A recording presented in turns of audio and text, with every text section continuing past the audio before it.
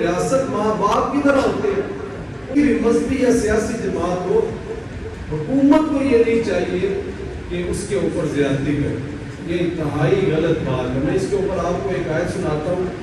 میں نے قرآن پاک کے اندر ایسی بات دوسری آیات میں نہیں دیکھی ہے. اتنی سخت بات اللہ نے مسلمانوں کے بارے میں نہیں کی. فرمایا وَمَن يَقْتُلْ مُؤْمِنًا مُتَعَمِّدًا فَجَزَاؤُهُ جَهَنَّمُ خَالِدًا فِيهَا أَبَدًا. اللہ کا غصہ ہی ٹھنڈا نہیں ہوتا. اللہ کہتے ہیں لعنت ہے اس شخص کے اوپر جو جان بوجھ کر کسی مسلمان کو قتل کرے. وہ ہمیشہ ہمیشہ جہنم کے اندر جلے گا. پھر اللہ نے دوسرا اس کے اوپر عذاب کیا. اللہ کی لعنت ہے اس شخص کے اوپر جو کسی مسلمان کو قتل کرے. اگر ایک مسلمان کو قتل کرنے والے 1000 لوگ ہوں گے اللہ ہزاروں کو سزا دے گا. اور فرمایا یہاں بات ہی ٹھنڈی ہوئی. اللہ نے کہا مجھے کل قیامت والے دن ایسے لوگوں کی طرف دیکھنا بھی نہیں ہے. ایسے لوگ میرے سامنے بھی نہ آئیں گے قیامت والے دن. وغضب اللہ علیہ. اللہ کا غضب ہوگا ان کے اوپر, لعنت بھی ہوگی ان کے اوپر. ہمیشہ جہنم کے اندر رہیں گے. ابھی بھی بات مکمل نہیں ہوئی. اللہ نے کہا ان کے لیے بڑا عذاب جو ہے وہ اللہ نے تیار کیا. تو یاد رکھیں یہاں مسلمان کی عزت ہی نہیں. چند دن پہلے آپ نے منڈی میں دیکھا ایک شخص جو ہے وہ لینے گیا اپنے پیسے قرض لینے گیا, اپنا واپس اس کو گولی مار دی. مسلمان کی عزت ہی کوئی نہیں ہے. یہ وجہ کیا ہے؟ جب ہم ایک مسلمان کی عزت نہیں کریں گے تو یہ انتشار پھیلے گا, یہ خانہ جنگی پھیلے گا. تو یاد رکھیے مسلمان کا پہلا حق یہ تھا اسے محبت کی جائے. دوسرا حق یہ تھا اس کی جان کی حفاظت کی جائے.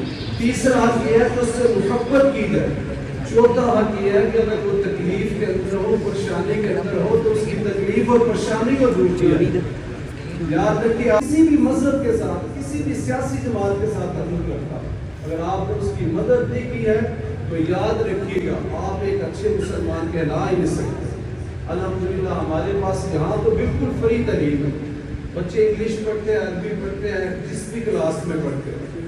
ان کو 3 وقت کا کھانا بھی ملتا ہے. اس کے علاوہ الحمدللہ 2000 کے قریب اسٹوڈنٹس ہمارے پاس گرگن منڈی میں پڑھتے ہیں, گجرانوالے میں پڑھتے ہیں, وزیر آباد میں پڑھتے ہیں, دوسرے شہر میں پڑھتے ہیں. یہ عارف صاحب یا دیگر لوگ اس بات کے گواہ ہیں الحمدللہ وہ عیسائی ہیں یا کسی بھی مذہب کے ساتھ تعلق رکھتے ہیں, وہ کسی بھی جماعت کے ساتھ تعلق رکھتے ہیں. ادھر قریب ایک, میں نام تو نہیں لینا چاہتا, ایک قریب کے ہمارے پڑوس میں مسجد ہے, وہ خطیب صاحب ہیں کسی دوسری جماعت کے, لیکن میرے بھائی ہیں, لیکن ان کے سارے بچے ہمارے پاس پڑھتے ہیں. ہم 1 روپیہ بھی نہیں لیتے, 1 روپیہ بھی نہیں لیتے. تو یاد رکھیے آپ لوگوں کے لیے دل کو وسیع کریں, وسیع قلب اپنا کریں. یہ مسلمان کی شان ہے. نبی صلی اللہ علیہ وسلم نے تو کبھی کسی کافر کے اوپر بھی ہاتھ نہیں اٹھایا.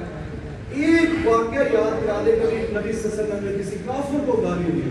مسلمان کی بات نہیں کر رہا, کافر نے مسجد کے اندر پیشاب کر دیا. نبی صلی اللہ علیہ وسلم نے کہا اس کو کچھ نہ تو اس کے پیشاب کے اوپر پانی ڈال دو. آج ہماری مساجد کے اندر پتہ کیا کہتے ہیں, آ گیا مسجد پلید کر دیتی ہے. اس نے مسجد کو کیا کر دیا, نعوذ باللہ پلید کر دیا. جدھر کافروں کو باندھا جاتا تھا, کافروں کو رکھا جاتا تھا, تب مسجد نبوی پلید نہیں ہوتی تھی. آج کسی مسلمان کے آنے کی وجہ سے مسجد پلید ہو جاتی ہے. تو یاد رکھیے میں نے آپ کو بتایا چوتھا مسلمان کا حق یہ تھا کہ آپ اس کی عزت کریں. مسلمان 5واں حق کیا, اس کو معاف بھی کرنا سیکھیں. وہ بیوی کے روپ میں ہو, بھائیوں کے روپ میں ہو.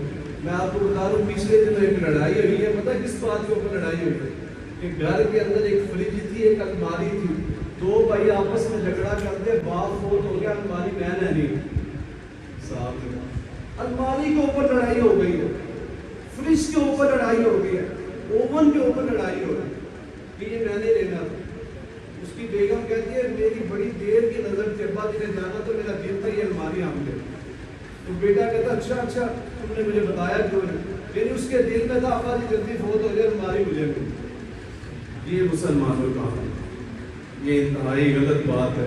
ہمیں غور و فکر کرنا چاہیے, ایک ایم لے کر, ایک مقصد لے کر یہاں سے جانا.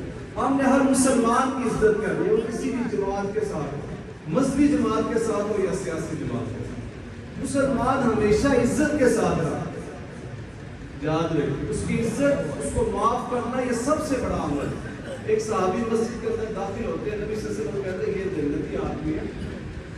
صحابی دیکھتے ہیں، پھر ایک تو موقع آتا ہے صلی اللہ علیہ وسلم یہ بندہ جو ابھی مسجد کے اندر داخل ہو رہا ہے یہ جنتی آدمی ہے. ایک صحابی نے ان کے پاس جاتے ہیں، کہتے ہیں کہ میں نے آپ کے ساتھ رہنا ہے. تو کہتے ہیں دیکھو یہ کون سے عمل کرتے ہیں، کون سی عمل کرتے ہیں. ان کو دیکھا نہ وہ تہجد اتنی لمبی پڑھتے ہیں، قرآن پاک اتنی تلاوت کر رہے ہیں، کوئی اتنی خاص عبادت نہیں.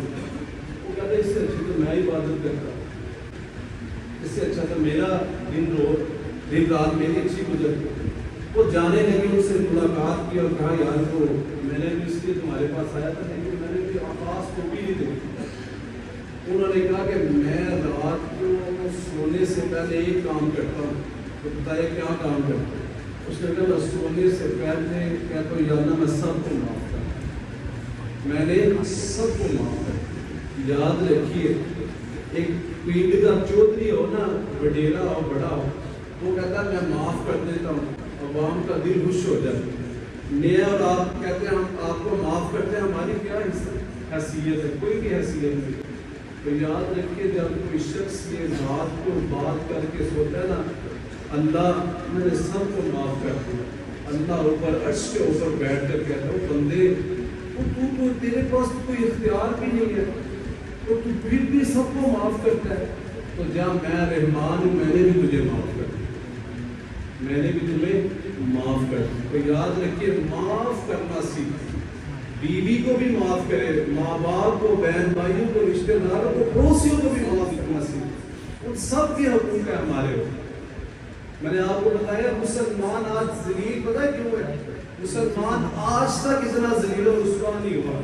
مسلمان کی عزت ہمیشہ سے تھی اور ہمیشہ رہے گی، لیکن اب کیوں نہیں ہے؟